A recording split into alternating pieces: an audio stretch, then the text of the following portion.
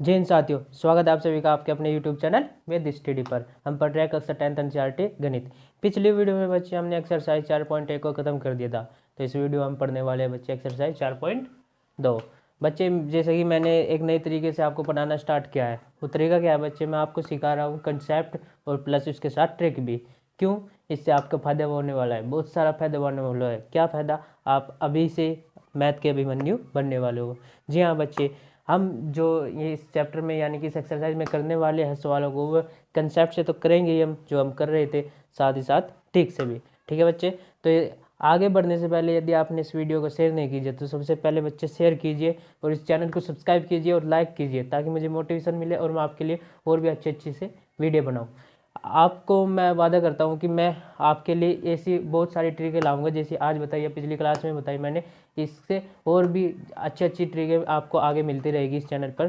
ठीक है बच्चे, तो शुरुआत करते हैं एक बार फिर से एक्सरसाइज 4.2, जिसका कि पहला सवाल है जो आपकी स्क्रीन पर आ रहा है बच्चे।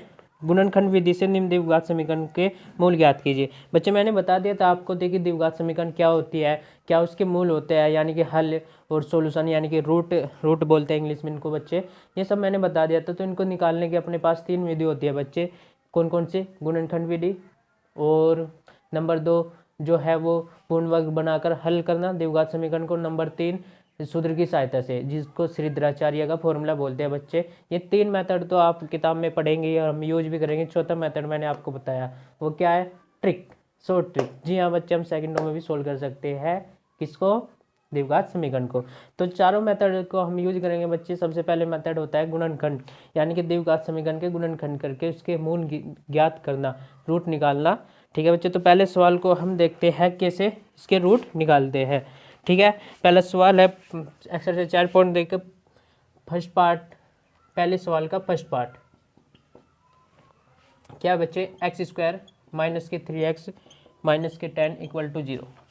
ये मैंने लिख दिया है बच्चे। ठीक है, तो पहले मैं इसको गुणनखंड विधि से ही हल करूंगा। ठीक है, उसके बाद ही ट्रिक भी मैं बताऊंगा इसके हल करने की जरूर। चलो देखो बच्चे, गुणनखंड क्या होता है बच्चे? गुणनखंड का मतलब नाम से ही पता चल रहा है, गुणनखंड, फैक्टर बोलते हैं इंग्लिश में इनको। गुणनखंड यानी कि गुणा वाले भाग में करके। फिलहाल बच्चे देखो, ये सब जो यहाँ पर माइनस माइनस, ये सब प्लस माइनस में लिखे हुए हैं। मैं इनको गुणनखंड करूंगा, यानी कि गुणा के भाग में लाऊंगा और तब जाके इसका हल निकालूंगा। अब गुणनखंड कैसे करते हैं बच्चे, ध्यान से सीखना। चलो, x² माइनस, बच्चे जो x का फैक्टर होता है, x का जो भी फैक्टर होता है, जहाँ पर x की घात कितनी होती है? 1, उसकी जगह अपने को रखना है ब्रैकेट। ध्यान रखना, क्या? ब्रैकेट। और जो x है उसको यहीं रखना सेम, -10 आगे भी सेम उतार देना है। यहाँ तक कोई प्रॉब्लम? चलो कोई बात नहीं, आगे बढ़ते हैं। अब बच्चे जो यहाँ चिन्ह होगा उसको यहाँ रखना है ब्रैकेट के बिल्कुल बीचों बीच। ठीक है बच्चे, अब इसके बाद आते हैं बच्चे फैक्टर, यानी कि गुणनखंड कैसे करेंगे हम। अब ध्यान रखना बच्चे, देखो यहाँ पर क्या आ गया? माइनस। ध्यान रखना, जो चिन्ह यहाँ आएगा वो यहाँ रखेंगे हम। चलो अब बच्चे देखो, जो ये बाहर के होते हैं 10 और यहाँ यहाँ कुछ नहीं तो 1 होगा, तो इनकी गुणा कर लेंगे। अगर 1 है तो उससे तो कोई फर्क नहीं पड़ने वाला, लेकिन अगर कोई दूसरा डिजिट यानी कि अंक होगी तो उसकी गुणा कर लेंगे। तो देखो बच्चे, अपने पास गुणा में तो आ जाए 10। अब हमें 2 अंक ढूंढने होते हैं, यहाँ से गुणा में, यहाँ से 10, और ये क्या है? माइनस। माइनस करके आ जाए, ये क्या आता है अपना? 3। माइनस करके आ जाए 3 और गुणा में दे दे 10। ऐसे 2 अंक ढूंढने होंगे अपने को, जो जिनकी गुणा तो कितनी होगी बच्चे? 10, और घटा कितना आ जाएगा? 3। क्या क्या? देखो बच्चे, 5 और 2। ये सोचने होता है दिमाग से बच्चे। वैसे हम फैक्टर भी कर सकते हैं इसको। देखो जो गुणा कर सकते हैं 10, इसके फैक्टर हम यहाँ कर लेंगे। फैक्टर ऐसे करने आते हैं बच्चे, 2 से मल्टीप्लाई करो, कितनी बार कटेगा? 5 बार, और ये 5 से ही कटेगा बच्चे। बस, तो ये फैक्टर हो गए। अब इन फैक्टरों में मुझे ऐसे बैठाना पड़ेगा कि जो आपस में घट के कितना बैठ जाए? 3, और गुना तो इनकी आएगी, क्योंकि हमने 10 के फैक्टर करे तो 10 ही गुना में आएगा। चलो तो देखो बच्चे, 5 में से 2 गया, 3 भी आ गया अपना, और 5 दूनी 10 भी हो गया। यहाँ तक ठीक है। अब ये फैक्टर हो गए बच्चे। इससे आगे बढ़ते हम सवाल को क्या करेंगे बच्चे। चलो अब x² माइनस, देखो ये माइनस इधर से गुणा होगी और x की इधर से, क्योंकि ये ब्रैकेट लग रहा, तो ब्रैकेट अगर खुलेगा तो इधर से माइनस करेगा गुणा और इधर से x। पहले माइनस की करते हैं, यहाँ प्लस होगा, माइनस प्लस माइनस, और 5 और x में गुणा होगी 5x। ठीक है बच्चे, तो पहले पार्ट में गुणा होगी, अब माइनस की इसमें भी होगी, माइनस माइनस प्लस बच्चे, और x की इधर से होगी तो 2x। बोलो यहाँ तक कोई दिक्कत? आगे सेम टू सेम। अब बच्चे हुआ क्या, कुछ नहीं हुआ बच्चे, अपने पास जो ये ऊपर रहता ना सवाल, जो ये सवाल था बच्चे अपने पास 3 टर्म थे। कितनी टर्म थी? 3। देखो 1 2 3, 3 पद थे। यहाँ पर पद कितने हैं? यहाँ पर पद हो गए बच्चे, अब यहाँ पर पद बोलो बच्चे, पद कितने हो गए? देखो पद कितने हो गए बच्चे अपने पास यहाँ पर? 1 2 3 4, यानी कि 4 टर्म होगी। ऊपर कितनी थी? 1 2 3। किया कुछ नहीं, सवाल बच्चे सेम टू सेम है। देखो ऊपर -3 अक्स था, है था। अगर मैं इसको हल करूँ बच्चे तो मैं यहीं पहुँच जाऊँगा। -5x और +2x, कितना बचेगा? -3x। जी हाँ, बचेगा कि नहीं? तो अगर मैं इसको हल करने लग जाऊँ तो बच्चे यहीं पहुँच जाऊँगा। बस क्या क्या मुझे सवाल में जो 3 टर्म थे उसके 4 टर्म बनाए। अब 4 टर्म क्यों बनाए बच्चे? 4 टर्म इसलिए बनाए बच्चे, मैं कॉमन लेऊंगा। कॉमन क्यों लेऊंगा बच्चे? ऊपर जो है 3 में से कुछ भी कॉमन नहीं बन रहा था। अब क्या करूँगा, 2 2 का जोड़ा बनाऊंगा, उनमें से कॉमन लूँगा। समझ में आया क्यों बनाए 4 टर्म? क्या 2 2 का जोड़ा बनाएंगे, उनमें से कॉमन लेंगे। अब 2 2 का जोड़ा कौन से बच्चे? पहले 2 और लास्ट के 2। पहले 2 में से कॉमन, कॉमन का मतलब सर्वनिष्ठ, यानी कि जो उभयनिष्ठ है दोनों में। अब देखो इन दोनों में क्या कॉमन है? देखो बच्चे x इसके पास भी है, x के पास भी है, तो x को बाहर लिख लूंगा मैं। तो यहाँ कितना बचेगा? 1x माइनस यहाँ से कितना बचेगा? 5। ठीक है बच्चे, क्यों? क्योंकि x तो बाहर जा लिया। अब जो कॉमन है उसके अंदर गुणा करके रख लो, देख लो तो कॉमन सही पता चल जाता है। देखो x x में गुणा करूँगा x² आएगा, x इसमें गुणा करूँगा तो 5x आएगा। इसका मतलब मेरा कॉमन सही है। आगे बढ़ो बच्चे, इन दो में से क्या कॉमन दिख रहा है अपने को? 2x - के 10 को क्या दिख रहा है? देखो बच्चे x तो दोनों में है नहीं, लेकिन 2 है, इसके पास भी इसके पास भी। इसके पास कैसे? 5 दूनी 10 होता है ना फैक्टर। तो 2 कॉमन लिया बच्चे, तो यहाँ से बचेगा x और माइनस के यहाँ से 5, 5 दूनी 10 इक्वल टू कितना? 0। ठीक है बच्चे, बोलो समझ में आया या नहीं? कॉमन। ठीक है, अब आगे याद रखना बच्चे, अगर मेरा ब्रैकेट सेम हो गया तो समझो मैंने सवाल कर दिया 50%, या यहाँ समझो मैं सही कर रहा हूँ। अगर मेरा ब्रैकेट कॉमन यानी कि सेम नहीं बना तो सवाल आप गलत कर रहे हो, ये समझ लेना इस गुणनखंड में। ठीक है बच्चे, अब क्या हुआ बच्चे? अब ये 2 टर्म बन गए। देखो यहाँ से यहाँ तक एक टर्म, यहाँ से यहाँ तक एक टर्म, गुणा में एक ही टर्म बनने जाता है। ये पूरा एक टर्म यानी कि एक पद, और ये पूरा एक पद। अब दोनों पद में से कॉमन आएगा बच्चे x - के 5। देखो x - के 5 यहाँ भी, x - के 5 यहाँ भी। तो दूसरे ब्रैकेट में बचेगा यहाँ से बच्चे x और प्लस के बच जाएगा 2 इक्वल टू कितना? 0। अब बोलो ये बताओ, ये दोनों ब्रैकेटों का आपस में क्या होती है? गुणा। तो ये कहीं में लिख गए गुणा में, तो इसका मतलब बच्चे इस सवाल के यहाँ ये क्या हो गए? गुणनखंड। अब इसको हल करना है मुझे। हल कैसे करेंगे बच्चे? अब देखो, 2 चीज़ की गुणा, ये इसका मतलब गुणा ही तो होता है। 2 चीज़ की गुणा क्या आ रही? 0। अब 2 चीज़ की गुणा कब 0 आएगी बच्चे? तुम ही बताओ सोच के, कब आएगी? जब उनमें से किसी एक को 0 होना पड़ेगा। बच्चे किसी भी चीज़ की गुणा 0 नहीं आ सकती। 0 तो गुणा करके तब भी आएगा जब उनमें से कोई एक 0 होगा, चाहे तो ये हो चाहे ये हो। जोड़ घटा में 0 होना संभव है, लेकिन बच्चे हाँ घटा में, जोड़ में तो हो नहीं। तो बच्चे गुणा में 0 तभी आएगी, कब आएगी? जब उनमें से कोई एक पार्ट यानी कि कोई एक भाग 0 होगा। तो इसका मतलब बच्चे अगर यहाँ इन दोनों की गुणा करके 0 आ रहा है, इसका मतलब ये तो इसने दिया या इसने दिया। तो इसके बाद आगे सवाल को कैसे करते हैं बच्चे? आगे सवाल को करते हैं यहाँ ऐसे, यदि x - के 5 ने 0 दिया हो, यानी कि x - 5 0 के बराबर बैठा हो, तो बच्चे x का मान आ जाएगा यहाँ से कितना? इस -5 को उधर भेज दो, ये हो जाएगा प्लस का 5, यानी कि x का मान आ गया 5। ठीक है बच्चे, या फिर क्या होगा बच्चे? यदि ये तो इसने 0 दिया, या फिर या कौन देगा? x + के 2। तो देखो बच्चे, या फिर क्या होगा? x + के 2 इक्वल टू 0 होगा। तो x का मान आ जाएगा बच्चे यहाँ से कितना? उधर जाके -2। तो इस प्रकार से बच्चे x के दोनों मान आ गए। द्विघात समीकरण है, 2 ही मान आएंगे क्योंकि 2 ही हल होंगे। 3 घात होती है तो 3 मान होते हैं, यानी कि 3 हल होते हैं, 3 रूट होते हैं। ठीक है बच्चे, तो इस प्रकार से इसको गुणनखंड की सहायता से मैंने इसका मान निकाल लिया। ठीक है बच्चे, तो इसको आप चेक भी कर सकते हो कि ये सही है या गलत। कैसे करोगे चेक? x के मान को उठा के यहाँ रख दो, अगर इसने पूरे मान को 0 कर दिया तो ये हल सही है, इसको भी उठा के यहाँ रख दो। ठीक है, तो इस प्रकार से प्रश्न होता है बच्चे, जो कंसेप्ट है मेरा क्लियर। अब ट्रिक से कैसे करेंगे बच्चे? ट्रिक मैंने बताया आपको,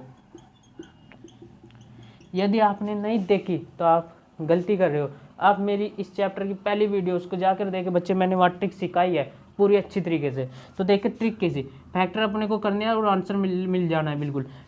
ट्रिक जो फैक्टर इसके 5 दूनी 10 हो गए, तो बच्चे x का मान या तो 5 होगा या 2 होगा। अब रखना क्या? चिन्ह कैसे रखेंगे बच्चे? यहाँ पर क्या है? माइनस, तो इसका मतलब अच्छा पहला अचर पद देखो, अचर पद क्या है? माइनस, तो इसका मतलब आंसर जाएगा प्लस या माइनस में।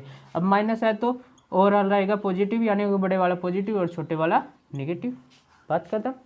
देखो बच्चे, ये सब ट्रिक मैंने सिखाई है, यदि आपने नहीं सीखी तो आप कृपया करके मेरी पहली वीडियो को देखिए और उसको भी शेयर कीजिए, शेयर जरूर करना, ठीक है बच्चे। तो इस प्रकार से ये पर्सन कंसेप्ट से भी होता है प्लस ट्रिक से भी। चलो आगे बढ़ते हैं बच्चे अगले पर्सन की ओर, जो कि आपकी स्क्रीन पर आ रहा है। देखो क्या है बच्चे, 2x² प्लस के एक्स, सेकेंड पार्ट है बच्चे 2x² प्लस के एक्स माइनस के 6 इक्वल टू 0। ये मैंने लिख दिया बच्चे। चलो इसको भी हल करते हैं, इसको थोड़ा जल्दी में हल करेंगे। देखो कैसे, 2x² मैंने बताया था बच्चे, जो भी यहाँ है, यहाँ कितना है फिलहाल 1, उसकी जगह सिर्फ ब्रैकेट रखना है। देखो यहाँ कितना है 1 रख दिया, x same to same minus के 6 इक्वल टू 0। अब जो चिन्ह यहाँ है उसको यहाँ रख लो, ध्यान रखना जो चिन्ह आएगा वो यहाँ आएगा। चलो अब करना क्या बच्चे, अगर इनके गुना कर लो, देखो 6 और 2 की गुना कितनी आएगी बच्चे 12। अब 12 के ऐसे फैक्टर लाने हैं बच्चे जो गुना में तो 12 दे जाए, लेकिन यहाँ क्या आ गया माइनस, अगर यहाँ प्लस होता तो प्लस सोचते, माइनस करके कितना आ जाए, यहाँ कितना है 1। ऐसे फैक्टर 12 के जो गुना तो 12 देंगे और लेकिन माइनस करके क्या आ जाए 1, ठीक है बच्चे। तो इसके फैक्टर रफली मैं यहाँ कर लेता हूँ, आपको दिखा देता हूँ। देखो 2, 6, 3 और 3 से कितना बच्चे 1 बार, तो ये फैक्टर हो गए नहीं हो गए। अब देखो बच्चे इनको मुझे इससे सेट करना है ताकि मेरा गुना तो देखो 12 आएगी इनकी फिक्स है क्योंकि टोटल हो गए, लेकिन घटा के कितना आ जाए 1। अब अगर बच्चे मैं इन 2 को ले लो, देखो 2 और 3 दूनी 6, तो 6 में से 2 गया 4, लेकिन 4 थोड़ा लाना मुझे घटा के, कितना लाना बच्चे 1। तो इसका मतलब सर जी ये तो ले नहीं, तो फिर क्या ले सर जी, शुरुआत के 2 ले लो, तो 2 दूनी 4 और 3, 4 × 12 तो हो जाएगा, और 4 में से 3 का 1, ये बन गए, ठीक है बच्चे। तो इस प्रकार से हम गुणनखंड बनाते हैं, याद रखना 4 और 3। आगे नहीं सिखाऊंगा मैं, इसे फैक्टर बनानी है आपको छोटी क्लासों में खूब सिखाया गया है। चलो 4 में से 3 गया, देखो बच्चे 1 भी बन गया और 4 दिया 12 भी हो गए। आगे बढ़ते बच्चे 2x² प्लस की दर से गुना तो प्लस प्लस प्लस, और x की दर से 4x, प्लस माइनस माइनस और 3x माइनस के 6 इक्वल टू 0। 4 टर्म हो गए। पहले 2 से क्या कॉमन है बच्चे बताओ, देखो 2 यहाँ भी है यहाँ भी है, 2 दूनी 4 होता है तो 2 भी कॉमन है, x यहाँ भी है यहाँ भी है तो x भी कॉमन। यहाँ से क्या बचा, 2 बाहर जा लिया, x² है तो 1 एक्स्ट्रा आ गया। चलो 2 बाहर जा लिया और x भी बाहर जा लिया, लेकिन 2 दूनी 4, 2 तो रह गया। अब यहाँ से बताओ बच्चे क्या कॉमन है, दिखाई दे रहा है आपको, देखो माइनस यहाँ भी है यहाँ भी है, इसका मतलब माइनस तो बाहर आएगा। 3 है देखो बच्चे, x तो दोनों के पास है नहीं, लेकिन 3 है यहाँ भी है यहाँ भी है, 3 को अगर बाहर ले लिया तो देखो बच्चे यहाँ से x बचेगा, और माइनस अगर बाहर लिया तो यहाँ आएगा बच्चे प्लस, और 3 2 बार लिया तो 3 दूनी 6। अब इसका कन्फ्यूजन मिटाने के लिए देखो बच्चे माइनस प्लस क्या होता है, माइनस मैंने बताया था गुणा करके अंदर देख लो, अगर सेम बन रहा है जो ऊपर है तो मेरा कॉमन सही है। माइनस प्लस माइनस होता है, सही है, minus minus minus plus minus होता है तो माइनस ही आएगा, ठीक है बच्चे। चलो अब देखो बच्चे ब्रैकेट भी मिल गए अपने, मिल गए, तो इसको पूरे में से x प्लस के 2 कॉमन ले लिए, तो यहाँ तो बच्चे 2x और यहाँ से माइनस के 3 इक्वल टू 0। अब 2 टर्म यानी कि 2 पदों की गुणा 0 आई, या तो ये देगा क्या ये दी होगी तभी तो 0 आया। तो इसका मतलब बच्चे यदि मैं लिख देता हूँ x प्लस के 2 इक्वल टू 0, तो x का मान आ जाएगा बच्चे माइनस के 2, ठीक है। देखो ये उधर जाके माइनस का 2, या फिर क्या हुआ होगा बच्चे इफ यदि 2x माइनस के 3 इक्वल टू 0, इसने अगर शून्य दिया तो x का मान आएगा बच्चे, देखो 2x इक्वल टू कितना होएगा 3, और x का मान 3 बाई कितना 2, 3/2, ठीक है बच्चे। तो इस प्रकार से कंसेप्ट से हम इसका हल होते हैं। अब ट्रिक से कैसे करेंगे बच्चे, देखो क्या था सवाल, 2x² प्लस के x माइनस के 6 इक्वल टू 0, कंसेप्ट भी और ट्रिक भी। देखो बच्चे इसके फैक्ट गुना कर लो 12 के फैक्टर आओगे बच्चे 4 और 3, 4 दिए 12, 4 में से 3 का 1। अब करना क्या है बच्चे, अपना आंसर जाएगा 4 और 3। अब ये बताओ जो अचर पद है वो प्लस का या माइनस का, माइनस का है, तो इसका मतलब आंसर रहने वाला है प्लस माइनस में। अब कौन प्लस का और कौन माइनस का वो डिपेंड करेगा इस पे, ये क्या है यहाँ प्लस, तो ओवरऑल आंसर जाएगा माइनस, यानी कि माइनस वाला बड़ा होगा और छोटे वाला प्लस का। बड़ा कौन है 4, तो ये माइनस का और छोटे वाला प्लस का। अब एक काम और करना था बच्चे अपने को, क्या कि अगर यहाँ कोई गुणांक है x² का तो उससे भाग और देना, तो देखो बच्चे इससे भाग दे दो, इसको भाग दे दो, तो ये तो आ जाएगा माइनस के 2 और ये आ जाएगा 3/2, ठीक है बच्चे। देखो ये मिल गए से, ठीक है। तो तो इस प्रकार से हम ट्रिक से भी हल कर सकते हैं। ये ट्रिक भी आनी चाहिए आपको बच्चे, तभी तो आप अभिमन्यु बनोगे। अभिमन्यु सुना है ना, जो आप क्लास के साथ भी कंपटीशन भी तोड़ोगे। ठीक है बच्चे, मेरा यही ध्येय है, आपको मैंने बताया। चलो आगे बढ़ते हैं बच्चे अगले प्रश्न की ओर। तीसरा पार्ट है बच्चे, आपकी स्क्रीन पर आ रहा है, आ रहा है या नहीं आ रहा है? चलो तीसरे सवाल को भी, इसको भी कर देते हैं।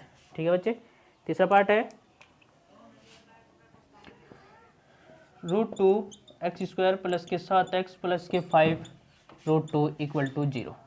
ठीक है, ये मैंने लिख दिया है। देखो इसको भी कैसे करते हैं बच्चे, √2x² प्लस यहाँ जो है उसकी जगह ब्रैकेट x प्लस के 5 √2 = 0। अब देखो बच्चे यहाँ चिन्ह क्या है इस बार, प्लस, तो यहाँ अपना आएगा प्लस। ध्यान, चलो इसकी और इसकी मैंने गुणा करी थी, तो गुणा करने को बोला था, तो 5 √2 की गुणा किस में आएगी, √2 में होगी।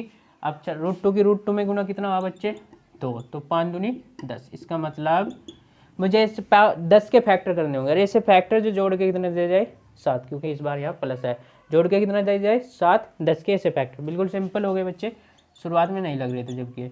5 और 2, 5 और 2, 5 दूनी कितना हो गया 10, और 5 और 2 7 भी हो गया। ठीक है बच्चे, चलो आगे बढ़ते हैं। देखो √2x² प्लस की दर से, तो plus 5x plus plus plus और 2x प्लस के 5 √2 = 0। पहले 2 में से बोलो क्या कॉमन, x सिर्फ, तो यहाँ से बचेगा √2 × x और प्लस का 5। ठीक है बच्चे, यहाँ से बोलो क्या कॉमन है, देखो कॉमन नहीं दिखेगा फिलहाल। अब इस 2 को मैं ऐसे लिख सकता हूँ, √2 × √2 लिख सकता हूँ, √2 2 ही होता है। तो अब √2 कॉमन दिख गया बच्चे, तो यहाँ से क्या बचेगा √2 और प्लस का x भी बचेगा ये फिलहाल, और प्लस का यहाँ से बचेगा 5 = 0, क्योंकि √2 तो बाहर जा लिया। ठीक है, देखो ब्रैकेट मिल गए, तो इसका मतलब मैं सही चल रहा हूँ। अब √2x और प्लस के 5 दोनों पदों में से उठा लिया, तो यहाँ से बचा x और प्लस का यहाँ से बचा √2। बोलो हाँ या ना, बच गया।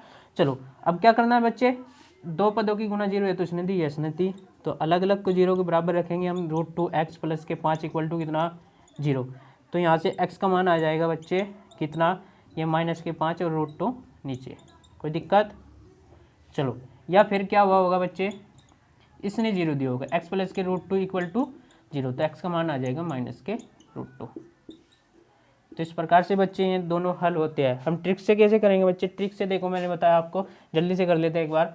√2x² प्लस के 7x प्लस के 5 √2। चलो देखो बच्चे मैंने बताया अभी इसके 10 के फैक्टर कितने बने, अभी कितने बने बच्चे, 5 और 2 बने थे ना, 5 दूनी 10 और 5 और 2 7 भी हो गया था। तो करना क्या है बच्चे, आप यहाँ अचर पद यानी कि कांस्टेंट टर्म क्या है, प्लस की। यदि आपको नहीं आती कोई बात नहीं बच्चे, आपको सिर्फ करना क्या है, इस चैनल पर जाना, इसको सब्सक्राइब करना है, और इसके पीछे पहली वीडियो है इसी चैप्टर की, वहाँ मैंने सिखाई है ट्रिक द्विघात समीकरण को हल करने की, उसको देखना है सिर्फ। चलो देखो ये अचर पद क्या है, प्लस, तो आंसर जो है इसके ओवरऑल एक ही समान चिन्हों में जाएंगे, या तो प्लस प्लस के जाएंगे या माइनस के जाएंगे। अब इसके विपरीत जाएंगे, क्या जाएंगे, इसके विपरीत क्या बैठेंगे माइनस, तो इसका मतलब आंसर जाएगा -5 और -2।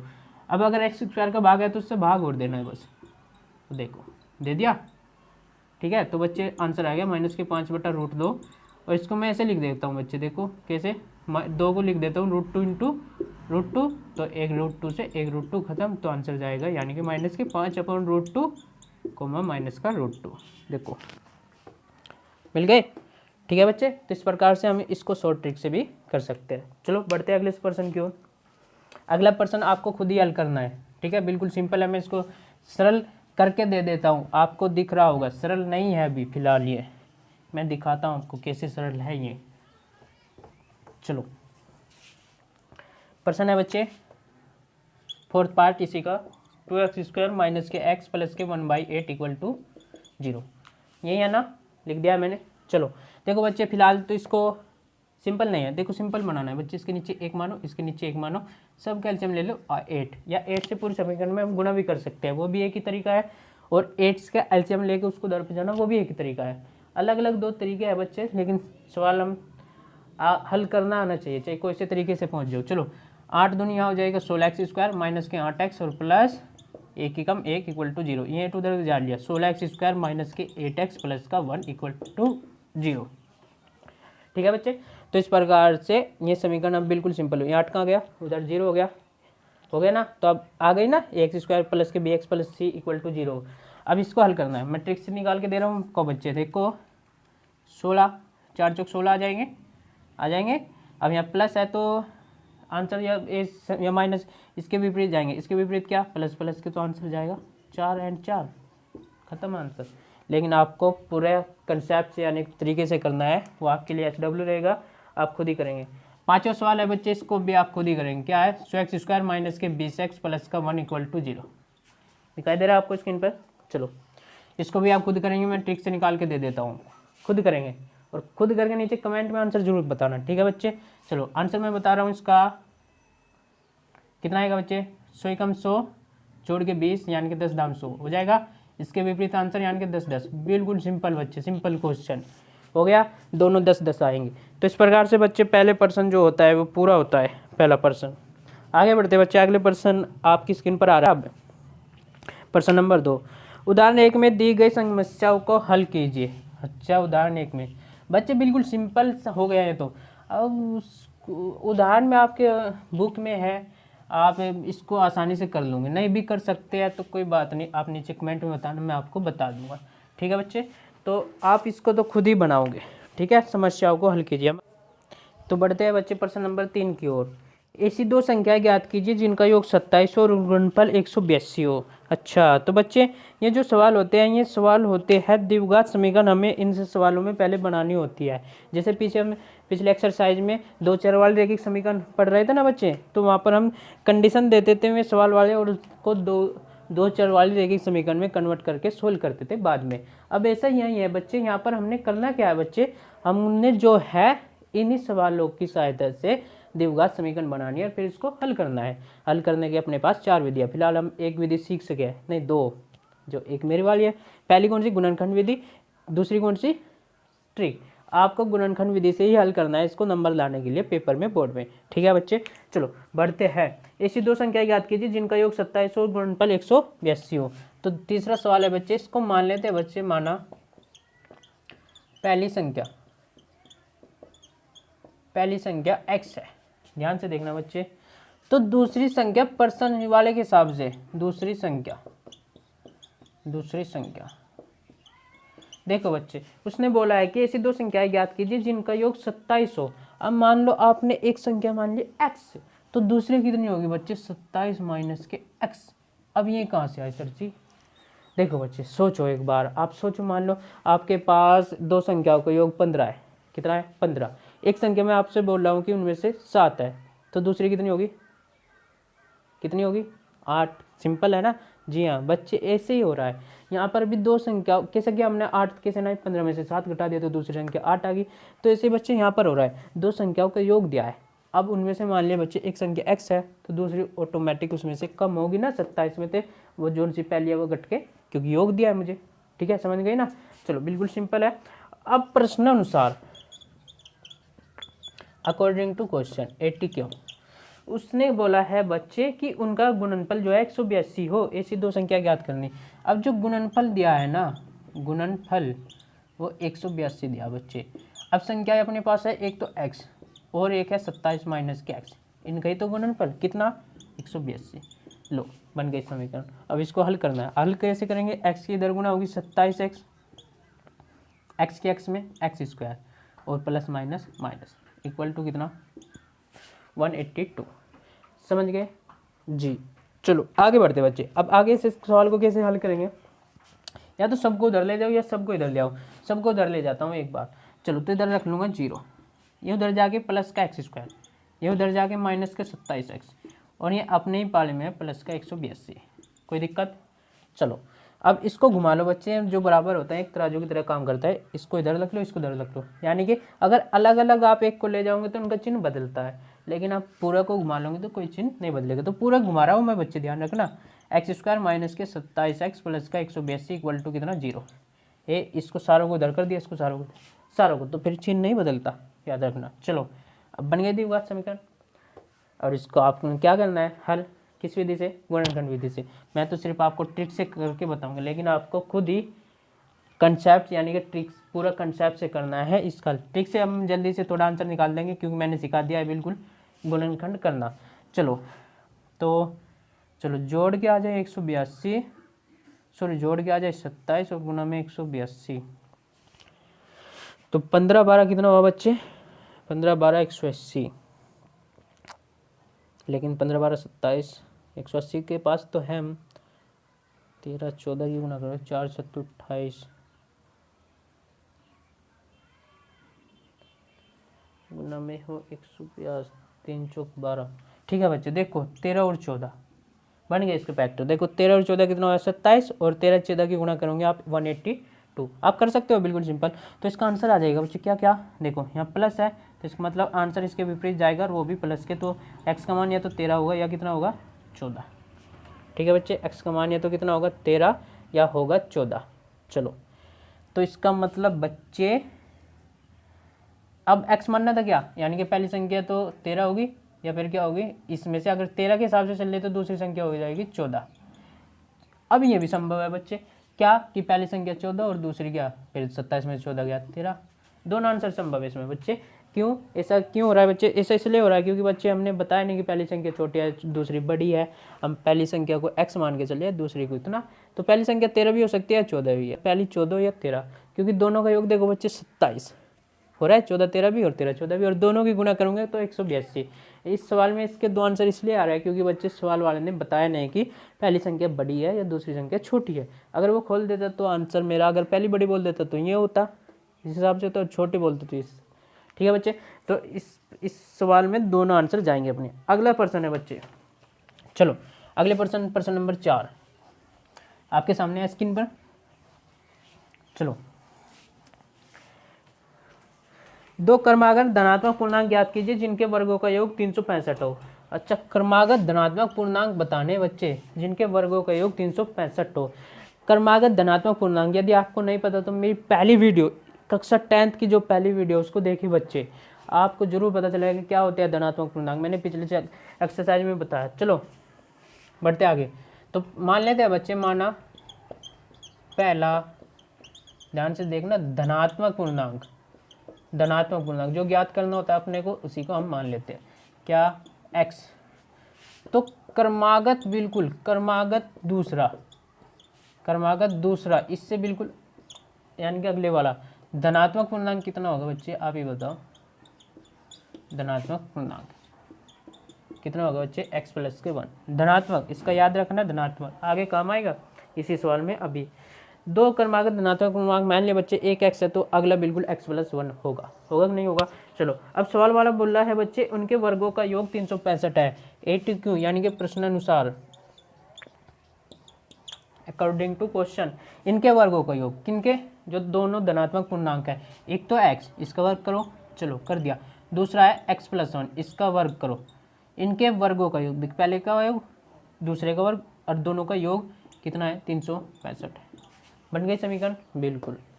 चलो बच्चे आगे बढ़ते हैं। अब इसको कैसे हल करेंगे? x² प्लस इसका होल स्क्वायर खुलेगा, कल भी मैंने बताया था पिछली क्लास में, a + b का whole square, a² + b² plus का 2ab। चलो इसको खोलो, x² + 1 का स्क्वायर प्लस 2 1 × x = 365।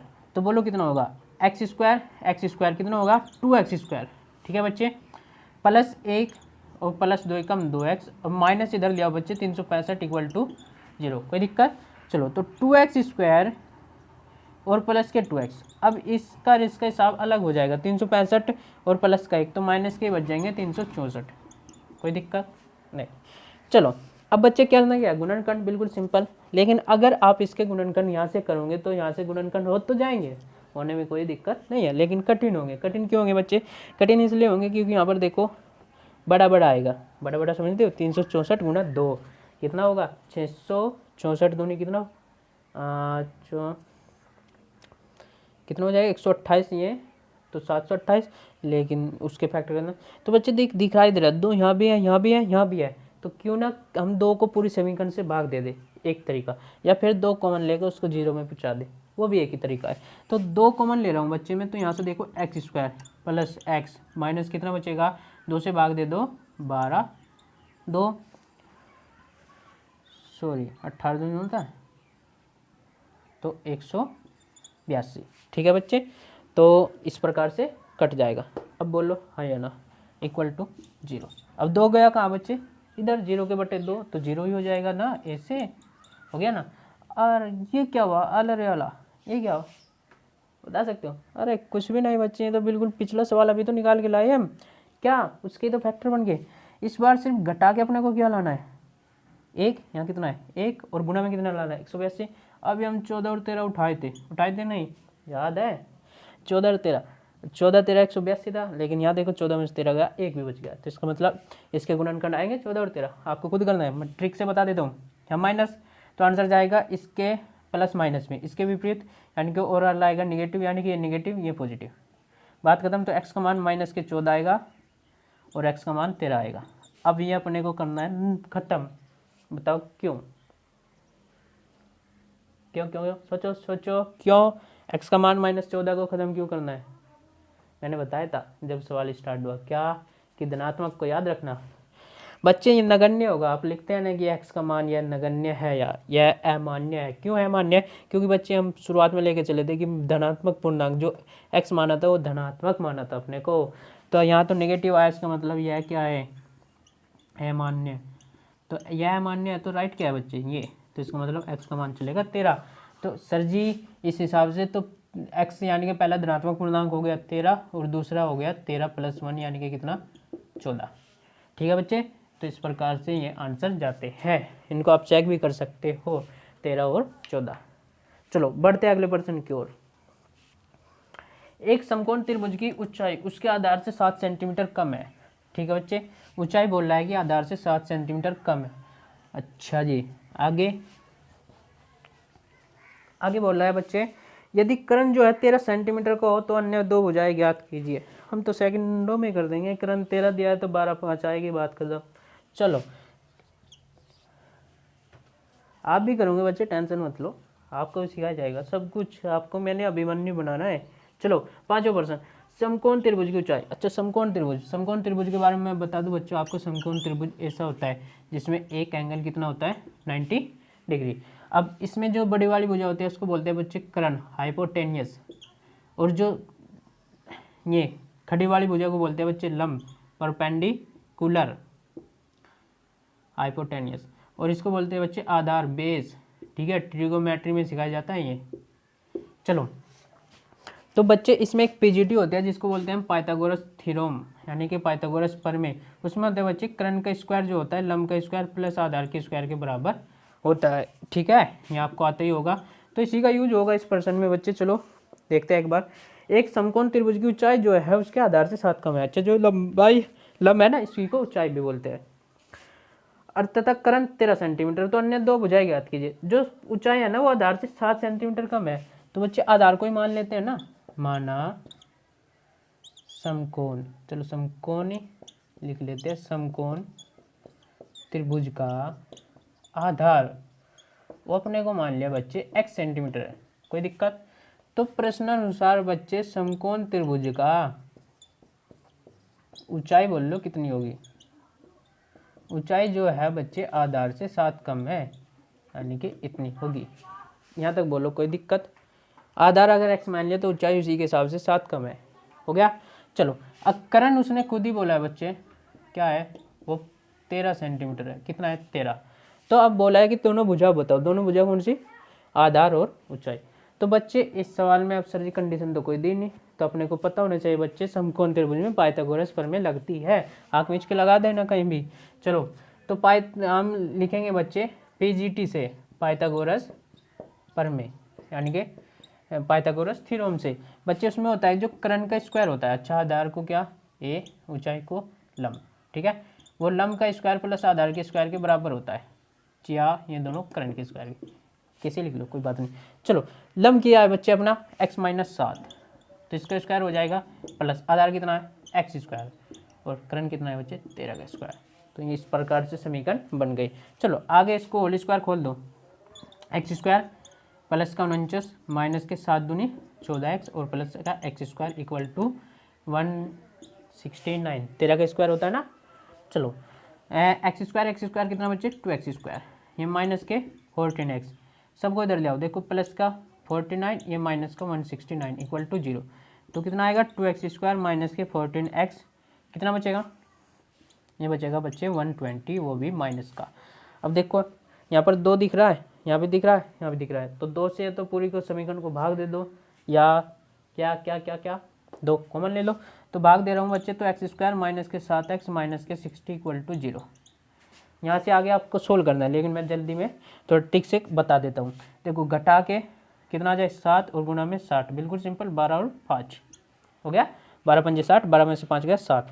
अब आंसर यहाँ देखो निगेटिव है तो आंसर क्या प्लस माइनस का जाएगा, यहाँ माइनस तो और आल पॉजिटिव यानी कि प्लस का बड़ा और माइनस का छोटा, तो x का मान एक तो आ गया 12 और एक आ गया माइनस के 5।